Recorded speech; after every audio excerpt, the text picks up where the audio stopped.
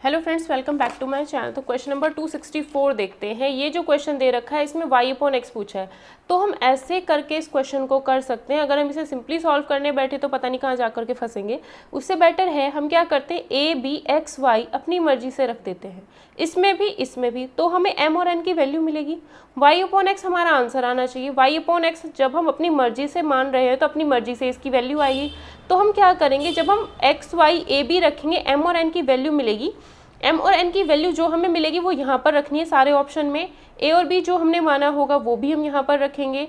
तो जिस भी ऑप्शन से हमें y अपॉन एक्स वाली जो हमने खुद से वैल्यू बना करके निकाली है यहाँ पर वो मिलेगी, वही यहाँ से मिल जाएगी। देखो कैसे करेंगे इस क्वेश्चन को। तो हमें इस क्वेश्चन में फ्रैक्शन से भी बचना है। अगर फ्रैक्शन से बचना है तो a और b ऐसी वैल्यू रखनी है जो x और y से डिवाइड भी होती हो। x को अगर 1 मानते हो, मान लो इसको 2 माना, इसको 1 मानते हो, इसको 4 मानते हो तो इसको 2 मान लो, ठीक है, ताकि ये चीज़ फ्रैक्शन में ना जाए। ठीक है, तो हमें एक्स वाई ऐसे रखने हैं जो ए और बी को डिवाइड करते हो ताकि क्वेश्चन फ्रैक्शन में ना फंसे। तो हम क्या करेंगे इस क्वेश्चन में, देखो यहाँ पर क्या करेंगे हम, इसमें ए की वैल्यू हमने 2 मान ली, ठीक है, ये था हमारा a2 मान लिया, b4 मान लिया। अगर a2 माना है तो x1 माना है, b4 माना है तो y2 मान लिया, ताकि सॉल्व करने के बाद जो m की वैल्यू आई है वो फ्रैक्शन में नहीं आई, ईजी सी आ गई 4। ठीक है, उसी तरीके से ए बी इसमें भी हमने रखा। इसमें जैसे हम वैल्यूज़ रखेंगे, ये रखी जो हमने मानी हुई वैल्यू है, n की वैल्यू भी हमें 5 मिल गई। ठीक है, y अपॉन एक्स कितना आएगा, y अपॉन एक्स 2 आएगा। तो आंसर हमारा जो भी option m n a b की वैल्यू रखने पर 2 देगा वही आंसर होगा। तो फर्स्ट ऑप्शन में हमने रख दी वैल्यूज़। फर्स्ट ऑप्शन हमारा ये था, m की वैल्यू 4, n की वैल्यू 5, 4 5, a 2 था, b 4 था, रखी इसके अंदर वैल्यू, तो 28/26 आया। 2 आना चाहिए था क्योंकि y अपॉन एक्स आना चाहिए। ठीक है, क्योंकि y अपॉन एक्स के बराबर ही वैल्यूज़ हैं, तो ये ऑप्शन हमारा नहीं हो पाया। ठीक है, फिर हमने सेकंड में ट्राई किया। सेकंड में सिर्फ यही था, बिल्कुल यही चीज़ यहाँ पर लिखी हुई थी, बट यहाँ पर माइनस था। ठीक है, सेकंड ऑप्शन में यहाँ पर माइनस था, तो जैसे ही बीच में माइनस किया तो ये जो चीज़ है सॉल्व करके नेगेटिव आ रही, नेगेटिव तो आ ही नहीं सकता क्योंकि y अपॉन एक्स तो पॉजिटिव है, तो ये भी ऑप्शन गया। थर्ड ऑप्शन में क्या था, यहाँ दोनों जगह पे माइनस था। जब दोनों जगह पे हम माइनस रख करके आप सॉल्व करोगे तो ये जो वैल्यू आएगी -2, ये आएगी -12/-6। सॉल्व करने के बाद 2 आ जाएगी और 2 ही आना चाहिए था, तो करेक्ट आंसर ये हो सकता है। अभी तक हमने लास्ट ऑप्शन चेक नहीं किया। लास्ट ऑप्शन में क्या है, ऊपर प्लस नीचे माइनस, ये देखो MANB, तो ऊपर वाली चीज़ तो सेम ही है, नीचे वाली में माइनस कर रखा है। ठीक है, यही चीज़ है बट ऊपर प्लस नीचे माइनस कर दिया इस वाले ऑप्शन में। तो हमने क्या किया, मतलब बार बार वैल्यूज़ नहीं निकालनी है, तो बस ऊपर प्लस है नीचे माइनस किया। जब ऊपर प्लस है और नीचे माइनस करोगे तो 28/-6 आएगा, फिर से नेगेटिव आ जाता है, फिर से ऑप्शन नहीं हो सकता था। इस तरीके से हम क्वेश्चन नंबर 264 को कर सकते थे और इसका आंसर जो आ जाएगा वो सी ऑप्शन करेक्ट आंसर आ जाएगा। तो अपनी मर्जी से वैल्यूज़ रखनी है, बट इस तरीके से रखनी है कि ए बी एक्स वाई से कट जाए ताकि m और n जो आए वो फ्रैक्शंस में ना आए। जो भी अपनी मर्जी से वैल्यू रखोगे एक्स वाई की, उसके हिसाब से वाई एक्स मिलेगा। m n a b की वैल्यू इनमें रखने से कोई ना कोई एक ऐसा ऑप्शन होगा जो y अपॉन एक्स हमें सेम दे देगा। ठीक है, तो हम फ्रैक्शन से भी बच जाएंगे और क्वेश्चन भी सॉल्व हो जाएगा। क्वेश्चन देखते हैं, इसमें कहा है कि x3 y3 z3 are in AP। ये तीनों AP हैं। अगर ये तीनों AP में हैं तो इसका मतलब हम कह सकते हैं 2y3 equal to this plus this, तो ये AP में है फिलहाल। ये तीनों जो हैं GP में है। कौन कौन, log xy, log base zx, log base yz, ये किस में है, GP में है। और xyz की वैल्यू 64 है, तो वो पूछता है xyz के बारे में। ठीक है, xyz के बारे में क्या होगा, तो जब ये तीनों AP में है इसका मतलब है 2y3 equal to x3 plus z3 होगा। ठीक है, इसे और चाहे तो और भी एक्सपेंड कर सकते हैं, वो पता नहीं कि ज़रूरत पड़ेगी या नहीं पड़ेगी। -xz प्लस z², इसका फॉर्मूला ये होता है, डायरेक्ट अप्लाई किया है, ये x इंटू z है। ठीक है, उसके बाद हम क्या करते हैं, ये अगर GP में है तो इसका square is equals to this into this होगा, यानी log बेस z x का square is equals to log base x y into, इन दोनों की मल्टीप्लिकेशन के बराबर होगा, log बेस y z।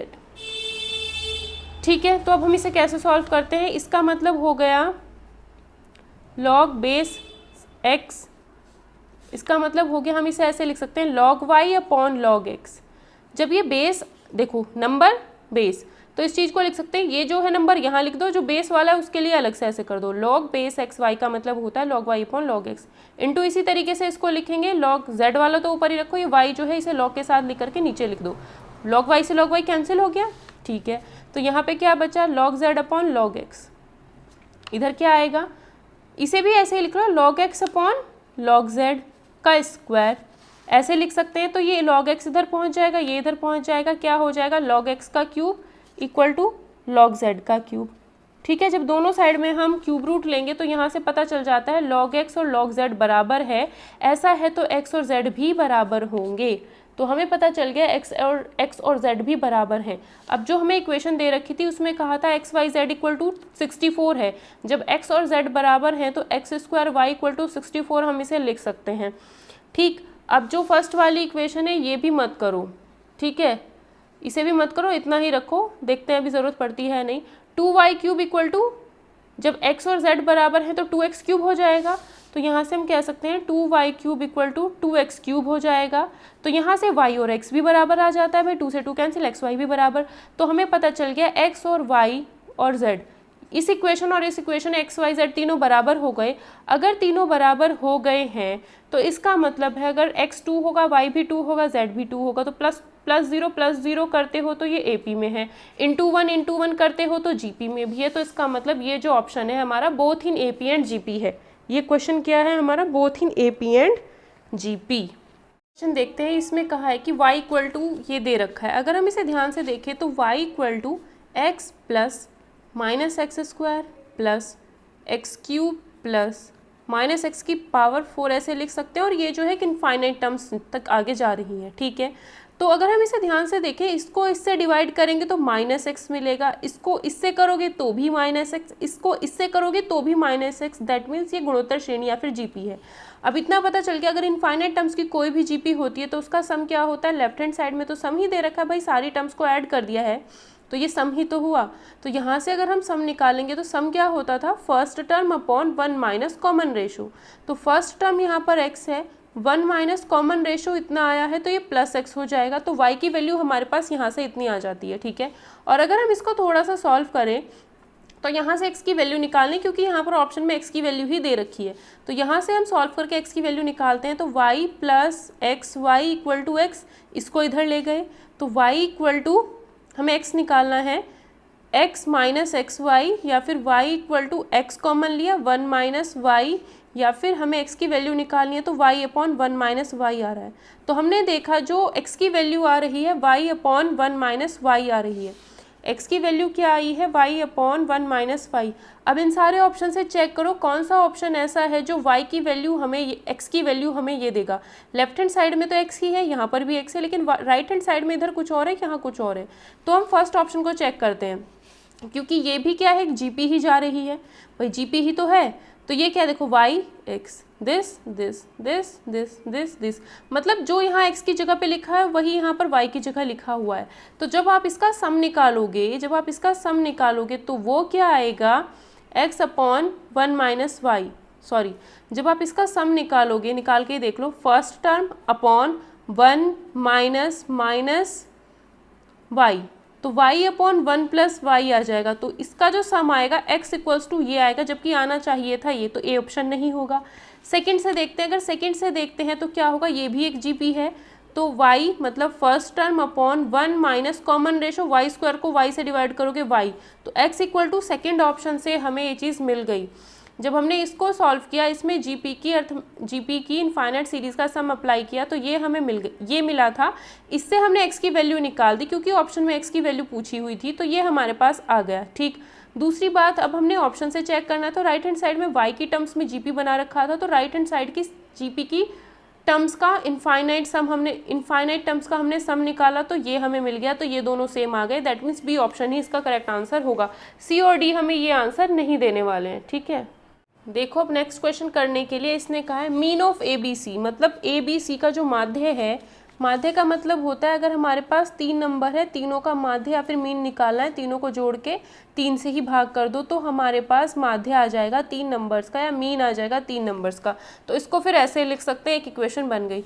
फिर वो कहता है ये वाली भी इक्वेशन दी है, ये वाली इक्वेशन मतलब A B plus B C plus C A equal to 0, इसको हम लिख सकते हैं भाई, इसको भी negative side left hand side में लेके आ गए। मीन ऑफ दिस पूछा है, यानी A square plus B square plus C square upon 3 हमसे पूछा जा रहा है। क्या पूछ रहा है? A square plus B square plus C square upon 3। अब एक चीज़ हमें पता है, ये और ये, इन तीनों में हमें रिलेशन पता होता है। क्या होता है? अगर हम a प्लस बी प्लस सी का होल स्क्वायर करते हैं तो वो क्या आता है? A square plus B square plus C square minus 2ab plus B C plus C A. और उसने कहा ये चीज़ तो 0 है, तो ये तो 0 है, इसे भगा, तो जब ये चीज़ 0 है तो इसे भगा दिया, तो दिस इक्वल्स टू दिस हो गया। a प्लस बी प्लस सी कितना है? 3m है, तो लेफ्ट हैंड साइड में तो इसका स्क्वायर आ गया equals to A square B square C square, ये चीज़। ठीक है, तो यही चीज़ तो हमें क्या निकालना है? दिस अपॉन 3 निकालना है, तो हमने ये निकाल लिया। ठीक है, हमने क्या किया? सिर्फ a प्लस बी प्लस सी की जगह 3m रख दिया उसका स्क्वायर। तो हमें तो इसको 3 से भी डिवाइड करना है, जब इसको 3 से भाग करना है तो दोनों साइड में 3 से करो, ये आएगा 9m स्क्वायर अपॉन 3, तो यानी ये 3m स्क्वायर आ जाएगा। तो इसकी जो वैल्यू आ जाएगी वो 3m स्क्वायर आ जाएगी। तो हमारा आंसर क्या होगा? बी ऑप्शन करेक्ट आंसर हो जाएगा 3m स्क्वायर। नेक्स्ट क्वेश्चन में हमसे पूछा जा रहा है कि 2 ज्योमेट्रिक मीन्स बताने हैं। 1 और 64 के बीच में 2 ज्योमेट्रिक मीन, अगर 2 ज्योमेट्रिक मीन इन दोनों के बीच में 2 ज्योमेट्रिक मीन बताने हैं तो इसी तरीके से होंगे कि चारों जो हो जीपी में हो, तो अगर ये दोनों क्या कहा है? इन दोनों के बीच में खुद ही हो जाएंगे ज्योमेट्रिक मीन? नहीं, 8 और 16 हो सकते हैं। अगर 8 यहाँ रखो 16 यहाँ, इंटू 8 किया, ठीक है, इंटू 8 करने पर क्या 16 आएगा, इसका मतलब 8 और 16 नहीं है। फिर 4 और 16 रखो तो 1 इधर है, 64 इधर है, यहाँ 4 रखो, यहाँ 16, मल्टीप्लाई 4 तो सही आ रहा है। तो इसका मतलब चारों टर्म्स जो है जीपी में है, इसका मतलब ये दोनों जो हैं इन दोनों के ज्योमेट्रिक मीन्स हैं। जब भी किन्हीं दो नंबर्स के बीच में आप ज्योमेट्रिक मीन पुट करते रहोगे तो इसका मतलब है वो सारे के सारे जीपी में ही होंगे, अगर जीपी वाली बात कर रहा है। और अगर वो एपी की बात करेगा तो पूरा का पूरा एपी में हो जाता है। अगर ये और ये रखा है, इसके बीच में 10 नंबर कह दे, हमने अर्थमेटिक मीन रखे हैं, 10 अर्थमेटिक मीन रखे हैं, तो सारे के सारे मिला करके एपी बनाएंगे। और अगर कहता है ज्योमेट्रिक मीन रखे हैं तो ये चारों मिल करके जीपी बनाएंगे। तो हमने ऑप्शन से उठा करके 4 और 16 रखा। 4 और 16 अगर हम रखते हैं तो इसको 1 को 4 से मल्टीप्लाई करने पर 4 मिल जाएगा, 4 को 4 से मल्टीप्लाई करने पर 16 मिल जाता है, 16 को 4 से मल्टीप्लाई करने पर 64 मिल जाता है। इसका मतलब चारों जीपी में है, इसका मतलब 4 और 16 ही इसके क्या हैं? गुणोत्तर माध्य हैं। तो इसका आंसर सी ऑप्शन करेक्ट होगा। नेक्स्ट क्वेश्चन, दिस जीपी में है, अगर ये जीपी में है तो इसका square equal to this into this होगा। देन 4th टर्म हमें इसकी बतानी है। ठीक है, अगर हम यहाँ पर कॉमन रेशो लिखें तो क्या होगा? 2x plus 2 upon x which is equals to this upon this, ऐसे भी कह सकते हैं, क्या पता कॉमन रेशो से बात बन जाए। तो ये हमारा बराबर होगा, अगर ये दोनों बराबर है, या फिर हम ये भी कह सकते हैं कि बीच वाले का स्क्वायर इन दोनों के मल्टीप्लिकेशन के बराबर होगा। बात एक ही है, इन दोनों, इसका स्क्वायर इन दोनों के मल्टीप्लिकेशन के बराबर ही यहाँ से भी आ रहा है ना। तो अगर जीपी में है तो इसका स्क्वायर इन दोनों के मल्टीप्लिकेशन के बराबर है। डायरेक्ट आप वही चीज़ फॉलो कर लो, कोई ज़रूरत नहीं है कॉमन रेशो अलग से निकालने की। x इंटू 3x प्लस 3, तो हमें इसका 4th टर्म बताना है। ठीक है, 4th टर्म बाद में देखेंगे। 4x square plus 4 plus 2 two 4 two 8x is equals to 3x square plus 3x। तो यहाँ पे क्या हो जाएगा? एक्स स्क्वायर, ये इधर आएगा plus 5x plus 4 is equals to 0। Solve करते हैं तो x square plus 4x plus x plus 4 equal to 0, या फिर x कॉमन लेते हैं तो x प्लस 4 आएगा और प्लस 1 x प्लस 4 आएगा। और यहाँ से अगर हम x प्लस 4 कॉमन लेते हैं तो x प्लस 4 और x प्लस 1 अंदर बचेगा। ठीक है, ये चीज़ें तो बच्चों वाली हैं। x की वैल्यू -4 -1 आती है। ठीक है, तो वो क्या कहता है? 4th टर्म बताओ। अगर हम फर्स्ट टर्म देखें तो x है, सेकंड टर्म x प्लस 1 में 2 से मल्टीप्लाई किया गया है। ठीक, थर्ड टर्म देखें तो x प्लस 1 में 3 से मल्टीप्लाई किया गया है। तो यहाँ पर हम कॉमन रेशो क्या कह सकते हैं भाई? कॉमन रेशो अगर हम कहें तो क्या हो जाएगा यहाँ पर? इसमें किससे मल्टीप्लाई किया होगा? जो ये आए। इसमें किससे मल्टीप्लाई किया हो? जो ये आए। ठीक है, तो x की वैल्यू तो हमारे पास -4 और -1 आई है। तो अगर x की वैल्यू यहाँ -4 रखते हैं, 2 इंटू -3 हो जाएगा यहाँ पर, 3 इंटू -3 हो जाएगा यहाँ पर, तो -4 -6 -9, तो ये हमारी जीपी बनेगी। तो नेक्स्ट टर्म क्या होगी? -12 होगी, मल्टीप्लाई बाय 2, सॉरी इसको हमने किससे मल्टीप्लाई किया? 1 मिनट, 12 नहीं आएगा, -6 को -4 से डिवाइड करोगे 3/2 आएगा, इसको इससे डिवाइड करोगे 9 को 6 से तो 3/2 आएगा, फिर -9 को क्या कर दो 3/2 से मल्टीप्लाई कर दो, 9 या 27 -27/2 आता है, -27/2 यानी डी इसका करेक्ट आंसर हो जाएगा। ठीक है, क्या किया भाई, जब जीपी है तो बीच वाले का स्क्वायर इन दोनों के मल्टीप्लिकेशन के बराबर, हमने जैसे जैसे सॉल्व किया एक्स की वैल्यू हमारे पास -4 -1 आई। अब क्या पता वो आंसर निकाले -4 रख करके, क्या पता आंसर निकाले -1 रख करके, डिपेंड करेगा ऑप्शन के ऊपर, क्या पता इससे हमें ऑप्शन में आंसर मिल जाए या फिर इससे मिल जाए। ठीक है, तो पहले हमने -4 ही रख करके देखा कि एक्स की वैल्यू इसमें -4 रखी तो हमें ये मिल गई, यहाँ से कॉमन रेशो निकाल लिया, 3/2 आता है, 3/2 से इसको मल्टीप्लाई कर देंगे, -27/2 आ जाता है, वही हमारा इसका करेक्ट आंसर हो जाएगा, फोर्थ टर्म हमारी वही होगी। ठीक है, ऐसा भी हो सकता था -4 रखने पर आपको आंसर मिलता ही ना, मतलब -27/2 यहाँ है और यहाँ पर होता ही ना वो, तो तब हम क्या करते हैं -1 रख करके चेक करते हैं, -1 रख करके फिर हम जीपी बना करके फोर्थ टर्म निकालते तो वो वहाँ से आंसर मिल जाता। ठीक है, नेक्स्ट क्वेश्चन देखते हैं, XYZ आर इन AP। अगर XYZ AP में है तो 1 2 3 मान लो XYZ, क्योंकि ये तीनों है AP में, तो हमें x + y - z, x + y - z तो 0 आएगा, 0 × 0 करोगे 0, यानी ऑप्शन देना चाहिए 0। तो 8 × YZ, 3 दूनी 6, 6 8 जा 48, माइनस 3 × y², 3 × y², 3 × 4 यानी 12, माइनस 4 × z², z² कितना आएगा 9, × 4 करोगे 36। तो ये तो दे रहा है आंसर, 0 ही दे रहा है, तो ए ऑप्शन हो सकता है, अभी आगे के चेक करने पड़ेंगे। अगर आप इसमें XYZ की वैल्यू 1 2 3 रखोगे कभी 0 नहीं देगा। ठीक, इसमें रख करके देखते हैं, 8 × x × y, x × y 2 होगा यहाँ से, 2 8 जा 16, प्लस x का स्क्वायर 1 है 4, माइनस y का स्क्वायर 4 है, 4 3 जा 12, ये तो नहीं है। ठीक है, ये 0 नहीं दे रहा है। अगर फोर्थ ऑप्शन को चेक करें, 8 × xz, xz हो जाएगा 3, 8 3 जा 24, माइनस y² 4 है, 4 3 जा 12, ये भी नहीं देता है, तो ए ही ऑप्शन इसका करेक्ट आंसर होगा।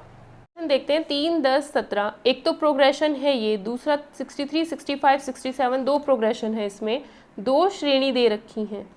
ठीक है, एक तो ये है, दूसरी ये है।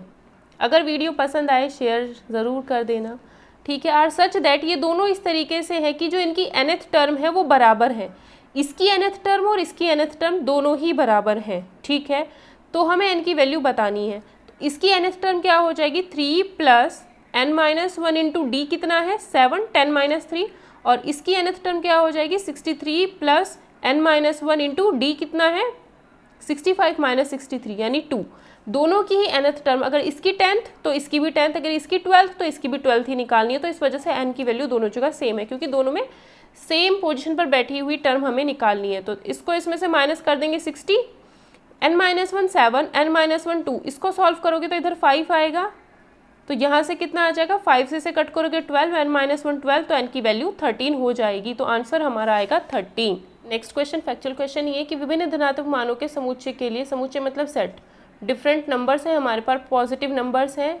ठीक है, तो उनके लिए AM GM HM में क्या रिलेशन होता है, यहाँ पर इनइक्वालिटी क्या है मतलब, तो AM is always greater than GM is greater than HM, C इसका करेक्ट आंसर होता है, इक्वल टू इसमें नहीं आता है, तो डायरेक्ट आपको ध्यान रखना है C ही होता है। Arithmetic mean is always greater than geometric mean is always greater than harmonic mean. ठीक है, इसमें डायरेक्ट यही होता है, तो ये आपको डायरेक्ट ही याद रखना है। इसी से रिलेटेड आप ये भी क्वेश्चन देख सकते हो, AM GM HM between two positive number, क्योंकि एक जैसे थे तो मैंने एक साथ ही कराने का सोचा था, इस वजह से, क्योंकि ये दोनों क्वेश्चन एक जैसे ही थे तो इस वजह से मैंने इनको एक साथ कराने का सोचा था। ठीक है, इसने कहा है AM GM HM between two positive numbers are equal, arithmetic mean geometric mean harmonic mean सिर्फ तभी बराबर हो सकते हैं जब दोनों नंबर बराबर हो। अगर A और B बराबर हैं तभी arithmetic mean geometric mean harmonic mean तीनों बराबर होते हैं, और ये चीज़ तो आपको याद होनी चाहिए, arithmetic mean is greater than geometric mean is greater than harmonic mean. याद रखो, A के बाद G आता है फिर H आता है। ठीक, तीनों इस केस में होते हैं। दूसरी बात, arithmetic mean geometric mean harmonic mean तीनों बराबर तभी हो सकते हैं जब A = B होता है। ये चीज़ें डायरेक्ट याद रख लेना, इनमें कोई दिक्कत नहीं है। अर्थमेटिक मीन मतलब A + B/2, ज्योमेट्रिक मीन मतलब A√√AB, हार्मोनिक मीन मतलब दो नंबर्स अगर A और B हैं, A और B अगर दो नंबर हैं तो इनका arithmetic mean geometric mean harmonic mean ये अगर बराबर है, तो ये चीज़ तभी पॉसिबल है अगर A और B बराबर हो। ठीक है, तो ये दोनों क्वेश्चन सेम थे तो मैंने एक जगह बता दिए, फैक्चुअल टाइप है, थोड़ा सा इसे आप ऐसे ही ध्यान रख लेना। नेक्स्ट क्वेश्चन देखते हैं। इसने कहा है बी स्क्वायर इक्वल टू ए सी। अगर बी स्क्वायर इक्वल टू ए सी है इसका मतलब A B C G P में है, और अगर हमारे ए बी सी जी पी में है तो मान लो 2 स्क्वायर 2 की पावर 3, ये ए हो गया, ये बी हो गया, ये सी हो गया। अब क्या है, ए की पावर एक्स, बी की पावर वाई, सी की पावर जेड बराबर भी होने चाहिए। ए की पावर, बी की पावर, सी की पावर तीनों बराबर होने चाहिए। सी की पावर सी कितना है 2 की पावर 3, ठीक, तो इसकी पावर 1 कर दी तो जेड की वैल्यू तो 1 हो जाएगी, ठीक बात। उसके बाद बी को मैंने क्या माना है 2 की पावर 2। अब 2 की पावर 2 है तो इनटू में इसके क्या होना चाहिए, 2 होना चाहिए, है ना। इसके साथ में क्या होना चाहिए, 2 होना चाहिए।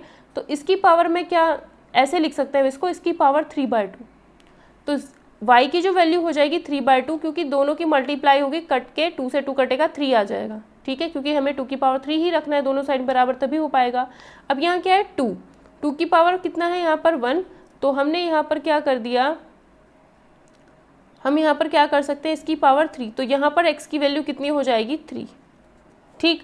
तो वो अब इन चारों रिलेशन में से कोई ना एक रिलेशन होगा, कोई ना कोई एक रिलेशन होगा, वो हमें बताना है। ए ऑप्शन उठाते हैं, x इंटू जेड करना है, x इंटू जेड करना है तो 3 इंटू 1 3 आएगा। देन वो कहता है x प्लस वाई करना है, इन दोनों को ऐड कर दो, ऐड करोगे तो 3 प्लस 3/2 आएगा। और y की वैल्यू क्या आ रही है 3/2, और यही हमारा आंसर आना चाहिए। y इक्वल टू इनमें से कोई ना कोई एक होगा, तो y की वैल्यू 3/2 आ रही है, तो क्या ये 3/2 आएगा, 3/3 दूनी 6 6 3 9/2, 2/3 आ रहा है, नहीं हो सकता ये ऑप्शन। अगर सेकंड ऑप्शन करें तो x इंटू जेड है, x इंटू जेड मतलब 3, क्या आना चाहिए 3/2, y की वैल्यू आनी चाहिए। 2 into x minus Z, x minus Z तो कितना आएगा 2, तो ये भी 3/4 आएगा, ये भी नहीं हो सकता। फिर क्या करना है, x Z upon x Z ये ही रहा, 2 जेड माइनस एक्स करोगे तो -2 आ जाएगा, ये भी नहीं होगा। फिर 2 इंटू एक्स जेड पता है 3 ही है, 2 इंटू एक्स जेड करोगे 2 इंटू 3 हो जाएगा, एक्स जेड 3 है, 2 इंटू जेड प्लस एक्स हो जाएगा 4, ये देगा हमें 3/2 जो कि y की वैल्यू है, तो डी ऑप्शन इसका करेक्ट आंसर हो जाएगा। कहता है कि ये 3 नंबर है कॉन्जिक्यूटिव, मतलब एक के बाद एक के बाद एक है, मतलब क्रमागत है, ये जीपी में है, एचपी में है या किस में है बता दो, ठीक है। तो अगर ये एपी में है तो बीच वाले का डबल करते हैं, बीच वाला कौन है ये, इसका डबल करेंगे तो इन दोनों के सम के बराबर आएगा। अगर हम इन दोनों का सम करेंगे तो क्या आएगा, इसकी इंटू यहाँ से हो जाएगी, इसकी इंटू यहाँ हो जाती है, एलसीएम लेकर के अपॉन में क्या आएगा 1 माइनस एक्स आ जाएगा, इन दोनों की मल्टीप्लाई तो 1 माइनस एक्स आएगा, 2/1 माइनस एक्स, तो चेक कर लो ये कैंसिल, 2/1 माइनस एक्स आता है, 2/1 माइनस एक्स इधर ही आ रहा है, इसका मतलब ये एपी में है। एपी वाली प्रॉपर्टी मैंने इसमें लगाई तो मुझे पता चला दोनों साइड बराबर आ रही है, इसका मतलब एपी में है। अगर बराबर नहीं आता तो हम कह सकते थे एपी में नहीं है, लेकिन ये बराबर आ रही है तो इसका मतलब ये एपी में है। नेक्स्ट क्वेश्चन है, किसी भी एपी का pth टर्म q है, qth टर्म p है, तो उसका कौन सा टर्म 0 होता है, तो उसका p प्लस qth टर्म 0 होता है या q प्लस pth टर्म 0 होता है। अगर किसी का pth टर्म यानी ap a plus p minus 1 into D जो है q है, और अगर qth टर्म जो है a plus q minus 1 into D है तो ये p होता है, जहाँ पर a और d जो हैं फर्स्ट टर्म और कॉमन डिफरेंस है, ठीक है। तो अगर दोनों को माइनस कर दिया जाए तो p minus 1 minus q plus 1 आएगा, इसमें से ये कैंसिल हो जाएगा, इसमें से इसे माइनस करोगे इस तरीके से बनेगा, d हमने कॉमन ले लिया, इधर q माइनस p, ठीक। तो यहाँ पर आता है p minus q into D equal to minus p minus q, ये चीज़ हमारे पास आ जाती है। अगर हमें इसमें p प्लस qth टर्म निकालते हैं, ये क्वेश्चन जो है बहुत ईजी क्वेश्चन है और क्लास 10th लेवल का ये क्वेश्चन है जो कि डायरेक्ट स्टेटमेंट से हमें मिल जाता है, ठीक है। तो मुझे याद था तो मैंने इसलिए कह दिया कि p प्लस क्यू, यहाँ पर मैं आपको करके बता देती हूँ, क्योंकि अगर आपने कर रखा होगा ये क्वेश्चन तभी आप इसको एग्जाम में अटेम्प्ट कर पाओगे, वरना उलझ जाओगे इन सारे ऑप्शंस को टैकल करने में। पहले फर्स्ट ऑप्शन उठाओगे, फिर सेकंड उठाओगे, फिर थर्ड उठाओगे, फिर फोर्थ उठाओगे, ठीक है। तो हमें पता है ऐसी ऐसी चीज़ें पता ही होनी चाहिए। तो p प्लस क्यूएथ टर्म क्या होगा, p प्लस क्यूएथ टर्म क्या होगा किसी भी एपी का, a plus p plus Q minus 1 into D होगा, ठीक है। तो यहाँ पर हम कह सकते हैं क्या, pth टर्म q था, qth टर्म p था, तो दोनों को माइनस किया, ये हमारे पास मिल गया, इससे ये कैंसिल हो गया, तो d की वैल्यू -1 आ जाती है। तो a plus p plus Q minus 1, D की वैल्यू -1 है। तो यहाँ पर हम क्या कर सकते हैं, d की वैल्यू अगर -1 आई है तो यहाँ पर पुट कर दो, a भी हमें मिल जाएगा।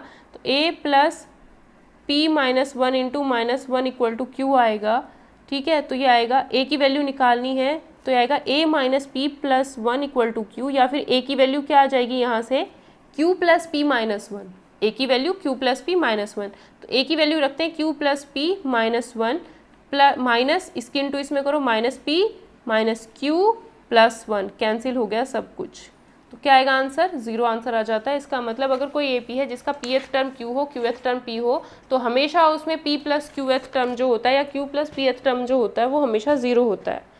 ठीक है, नेक्स्ट क्वेश्चन देखते हैं हम। नेक्स्ट क्वेश्चन में हमें क्या कहा है इसमें कि इफ़ A4B AP में है, A4B AP में है तो 4 का डबल 8 हो जाएगा, वो A प्लस B के बराबर होगा।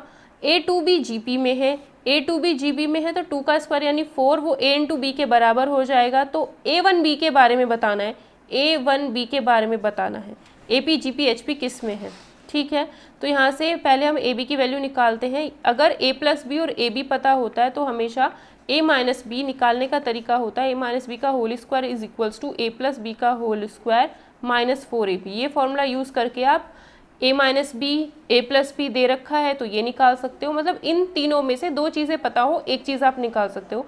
8 का स्क्वायर 64 माइनस 4 चौक 16 हो जाएगा, इसे माइनस करोगे 14 में से 6 जाएंगे तो 8 आएगा, 5 में से 1 जाएगा तो 4 आएगा। A माइनस बी की वैल्यू इतनी आ जाती है। ठीक है, ये हो जाएगा 16×3 = 48, मतलब 4√3 आएगी इसकी वैल्यू। A माइनस बी कितना आता है 4√3 और A प्लस बी कितना है 8 है। ठीक है, A माइनस बी इतना है, A प्लस बी इतना है। तो यहाँ से अगर हम दोनों को ऐड करेंगे तो 2A की वैल्यू आएगी 4√3 प्लस 8 और दो इसमें से इसको सब्ट्रैक्ट करेंगे तो 2B की वैल्यू आएगी 8 प्लस इसमें से इसको सब्ट्रैक्ट करेंगे तो 8 माइनस 4√3 आएगा। यहाँ से A की वैल्यू मिलेगी 2√3 प्लस 4, यहाँ से B की वैल्यू मिलेगी हमें 4 माइनस 2√3, तो यहाँ से A और B की वैल्यू मिल गई। ठीक है, तो A हमारा 2√3 प्लस 4 है, जो बीच वाला नंबर है वो 1 है और साइड वाला नंबर जो है 4 माइनस 2√3 है। अब देखो क्या होता है, 1 का स्क्वायर करने पर क्या इन दोनों के मल्टीप्लिकेशन के बराबर आ रहा है, तो 1 का स्क्वायर तो 1 ही आएगा, इन दोनों का मल्टीप्लिकेशन 4 माइनस 2√3 इंटू 4 प्लस 2√3, 4 चौक 16 माइनस 2 दूनी 4 4 तिया 12, तो ये तो बराबर नहीं आ रहा। इसका मतलब तीनों जीपी में नहीं है, जीपी में नहीं है। उसके बाद हम क्या करेंगे, एपी में चेक करते हैं, तो इसका डबल 2 इज इक्वल्स टू इन दोनों के सम के बराबर। अगर दोनों का सम करोगे ये कैंसिल हो जाएगा, 4 और 4 8 आता है, ये भी नहीं, तो एपी में भी नहीं है, जीपी में भी नहीं है। एचपी में चेक करने, जब एपी में ये टर्म नहीं है तो एचपी में हम कैसे चेक कर लेंगे, या फिर एचपी में ऐसे देख सकते हो, अगर ये तीनों टर्म्स एचपी में होती तो जो बीच वाला है वो इनका हार्मोनिक मीन होना चाहिए था इन दोनों का। तो क्या करेंगे, अगर बीच वाला हार्मोनिक मीन होगा तो 2 into this upon this plus this, add करके कितना आ रहा था दोनों को 8, तो 2 से गया 4 आया, दिस इंटू इसे सही से लिख लो 4 प्लस 2√3 इंटू 4 माइनस 2√3, 4 चौक 16 और 2 दूनी 4 4 तिया 12, तो अपॉन में 4 ही है, तो इस ये जो वैल्यू आएगी 16 माइनस 12 4 आएगा, 4/4 1 आ जाएगा और 1 ही हमारा आना चाहिए। कहने का मतलब ये है, जब हमने इसमें जीपी की कंडीशन लगाई, इसका स्क्वायर इन दोनों के मल्टीप्लिकेशन के बराबर नहीं आया, इसका डबल इन दोनों के एडिशन के बराबर भी नहीं आया। हमने एचपी की कंडीशन लगाई, एचपी में क्या होता है, अगर ए बी सी 3 नंबर है ये, तो जो बीच वाला होगा वो हार्मोनिक मीन होगा। अगर ये तीनों एचपी में है, हार्मोनिक मीन के लिए क्या करते हैं, this is equals to 2 into this upon this plus this, वही चीज़ हमने अप्लाई की तो दोनों साइड बराबर आ गई, 1 ही आया। तो जैसे ही हमने देखा 1 ही आया तो इसका मतलब ये तीनों किस में है, एचपी में है। ठीक, क्वेश्चन देखते हैं। यदि प्रथम प्राकृतिक संख्याओं का योगफल, इसने कहा है कि जो हमारे पास 1 2 3 4 5 6 7 8 ऐसे जो नंबर होते हैं इनका सम क्या होता है, फर्स्ट नेचुरल नंबर का सम हमेशा होता है nn plus 1/2। First n natural number का सम होता है nn प्लस 1/2। तो उसने कहा है कि प्रथम प्राकृतिक संख्याओं का योगफल, मतलब फर्स्ट नेचुरल नंबर का जो आप सम निकालोगे वो S1 है, तो यानी ये हमारा S1 है। ठीक, उनके वर्गों का योगफल मतलब उनके स्क्वायर्स का सम होता है ये उसने हमें बोल दिया है S2, लेकिन ये होता कितना है n प्लस 1 2n प्लस 1/6। ठीक है, उसके बाद है उनके घनों का योगफल। घनों का योगफल मतलब उनके क्यूब्स का सम, n टर्म्स का ही, वो S3 है, और ये होता है n+1/2 का होल स्क्वायर। ठीक है, तो कौन सी कंडीशन सेटिस्फाई करेगी? तो हम क्या करेंगे इसमें, चाहे तो आप एक एक टर्म भी ले सकते हो कि मैंने S1 जो लिया है सिर्फ एक ही टर्म ली है, अब पता नहीं एक से बनेगा या नहीं, एक से नहीं बना तो दो ले लेंगे। S1 जो है एक ही टर्म का सम है जो कि नेचुरल नंबर्स, मतलब मुझे n नहीं लेनी है, मैंने क्या कहा, एक ही टर्म का सम लेना है। एक टर्म का सम तो एक ही होगा, S1 की वैल्यू उस केस में 1 हो जाएगी। S2 मतलब स्क्वायर्स का सम, तो S2 की वैल्यू भी 1 हो जाएगी। फिर S3 1 हो जाएगा, क्योंकि मैंने कहा n नहीं, n की जगह पे मैंने 1 ले लिया कि मुझे सिर्फ एक ही टर्म का सम लेना है। एक टर्म का सम, एक टर्म का सम, एक टर्म का सम। अब देख लो किस में सेटिस्फाई करेगा। S2 की जगह 1 रखोगे 9 आएगा, S1 की जगह 1 रखोगे 1 आएगा, 1 8 + 1 तो ये 9 = 9 आ जाएगा। ये तो ए ऑप्शन तो सेटिस्फाई हो रहा है। अगर इसमें देखोगे 9 आएगा क्योंकि S2 1 है, S3 भी 1 है, S1 भी 1 है, ये कितना आएगा, नेगेटिव आ जाएगा, तो ये ऑप्शन सेटिस्फाई नहीं करता। इसमें अगर देखें 9 = 1 - 5 तो ये भी नहीं, क्योंकि S1 S2 S3 सब 1 1 रखने हैं। इसमें अगर रखोगे तो ये भी सेटिस्फाई नहीं करेगा, ए ही ऑप्शन हमारा सेटिस्फाई कर रहा है, तो ये आंसर हो जाएगा। मैंने क्या किया, मैं 2-4 नंबर ना लेकर के, मतलब n टर्म्स ना लेकर के मैं सिंपल कर रही हूँ कि इस वाले में से सिर्फ एक ही टर्म का सम, इसमें से भी एक ही टर्म का सम, इसमें से एक ही टर्म का सम। तो एक ही टर्म का सम कितना हो गया, S1 कह दो, एक ही टर्म का सम S2 कह दो, एक ही टर्म का सम S3 कह दो, तो S1 S2 S3 तीनों 1 1 1 हो गए। इसमें से कौन सी कंडीशन सेटिस्फाई हो रही है, फर्स्ट कंडीशन सेटिस्फाई हो रही है। आप ऐसा भी कर सकते थे कि इसमें से 2 टर्म्स का सम लो, तो 1 + 2 S1 की वैल्यू 3 हो जाती, इसमें से भी फिर 2 ही टर्म्स का सम लेना है इन दोनों का, फिर S2 की वैल्यू ये हो जाती, जो भी जोड़कर आता 5, और S3 मतलब इन दोनों को ऐड करके, तो फिर वो वैल्यूज़ रख करके आपको सेटिस्फाई कराना था। तो हमारा काम तो हमें आसान करना है ना, 1 1 1 से कम बन गया तो क्यों हम बड़ा करेंगे क्वेश्चन को। देखते हैं, कल की क्लास में आपका ये टॉपिक खत्म हो जाएगा। ठीक है, PQRS गुणोत्तर श्रेणी में है, तो PQRS की वैल्यू मान लो, PQRS की वैल्यू मान लो 2 4 6 सॉरी 2 2 की पावर 2 2 की पावर 3 2 की पावर 4। अब ये किस में है, GP में है, गुणोत्तर श्रेणी में है, तो वैल्यू किसकी निकालनी है, 1/p² + q²। p² कितना होगा 4, q² मतलब 4 का स्क्वायर 16, 4 + 16, 1/q² + r², 4 का स्क्वायर 16, r का स्क्वायर 64, और 1/r² + s², r² मतलब 8 का स्क्वायर 64 प्लस s का स्क्वायर ये होता है 32 16 का स्क्वायर होता है 256। अब इसे चेक करना है ये किस में होंगे, 1/20, 1 कितना हुआ 6 और 1 7 8, 1 कितना होगा 6 और 4 10, 5 और 6 11 12, 2 और 1 3। अब ये देखना है, तो इसको इससे डिवाइड करोगे, 80 को अगर 1/80 को अगर 1/20 से डिवाइड करोगे तो कितना मिलेगा, 1/40 मिलेगा। सिंपल सी बात है, इसमें 1/40 से मल्टीप्लाई कर दो, 1/4 से मल्टीप्लाई कर दो, ये आ जाएगा। इसमें 1/4 से मल्टीप्लाई कर दो, ये आ जाएगा। सिंपल पता चल रहा है कि इसमें GP में है, तो आंसर क्या हो जाएगा, GP में। भाई इसको इससे डिवाइड करोगे 1/4 आएगा, इसको इससे डिवाइड करोगे 1/4 आएगा। सीधा देख लो कि इसको 1/4 से मल्टीप्लाई करने पर ये मिल जाता है, इसको 1/4 से मल्टीप्लाई करने पर ये मिल जाता है। दैट मीन्स ये किस में है, GP में है, तो ऑप्शन इसका B हो जाएगा। 15 क्वेश्चंस इसमें और बचे हैं, वो कल की वीडियो में हो जाएंगे पूरे, तो कल को ही आपका टॉपिक खत्म हो जाएगा। वीडियो पसंद आती है तो प्लीज़ अपने फ्रेंड सर्कल पे कहीं ना कहीं प्लीज़ वीडियो को ज़्यादा से ज़्यादा शेयर ज़रूर किया कीजिए।